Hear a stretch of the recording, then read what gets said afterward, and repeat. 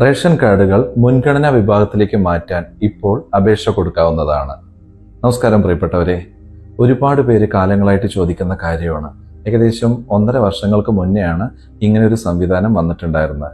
അതായത് റേഷൻ കാർഡുകൾ മുൻഗണനാ വിഭാഗത്തിലേക്ക്. മുന്നേ അത് BPL വിഭാഗം എന്നൊക്കെയാണ് അറിയപ്പെട്ടിട്ടുണ്ടായിരുന്നത്. ഇപ്പോഴതിനെ മുൻഗണനാ കാർഡ് എന്നാണ് പറയുക. അറിയാലോ, മുൻഗണനാ കാർഡുകളിൽ ഉൾപ്പെട്ട് കഴിഞ്ഞാൽ റേഷൻ കടകളിൽ നിന്ന് നമുക്ക് ഒരുപാട് ആനുകൂല്യങ്ങൾ കിട്ടും അല്ലേ?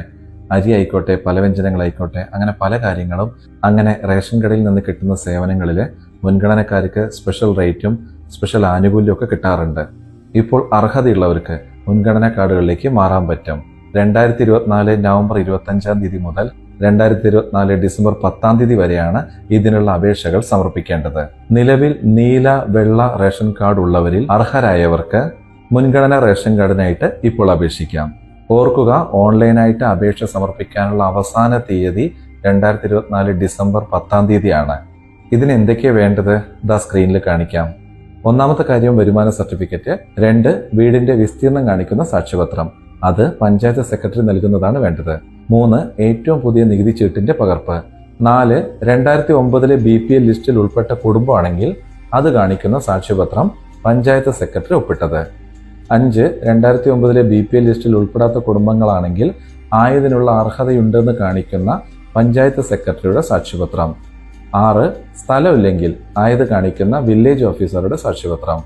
7 വീടില്ലെങ്കിൽ ആയത് കാണിക്കുന്ന പഞ്ചായത്ത് സെക്രട്ടറിയുടെ സാക്ഷ്യപത്രം. 8 രോഗാവസ്ഥ, ഭിന്നശേഷി അതൊക്കെ ഉള്ളവര് ആയത് കാണിക്കുന്ന മെഡിക്കൽ സർട്ടിഫിക്കറ്റ്. മേൽ പറഞ്ഞ രേഖകൾ അപേക്ഷയോടൊപ്പം സമർപ്പിക്കപ്പെട്ടിട്ടുണ്ടോ എന്നുള്ള കാര്യം കാർഡ് ഉടമകൾ സ്വയം ഉറപ്പുവരുത്തേണ്ടതാണ്. അപേക്ഷ സംബന്ധിച്ച് വരുന്ന ഫോൺ മെസ്സേജുകൾ കൃത്യമായി നിരീക്ഷിക്കേണ്ടതുമാണ്.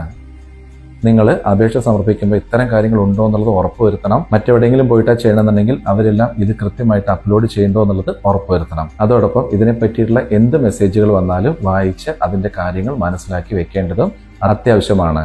ഓക്കെ, ഇത്രയും രേഖകൾ ഉണ്ടാക്കി ഇനി എങ്ങനെ അപേക്ഷിക്കാം? ഇത് നമുക്ക് ഓൺലൈനായിട്ട് അപേക്ഷിക്കാൻ പറ്റും. പക്ഷെ എനിക്കിത് അപേക്ഷിക്കാൻ പറ്റാത്തത് കൊണ്ട് എനിക്കിത് കാണിക്കാൻ നിർവാഹമില്ല. മാത്രമല്ല, സ്വയം ചെയ്യുന്ന സമയത്ത് വല്ല പ്രശ്നങ്ങൾ ഉണ്ടാകുകയും വേണ്ട.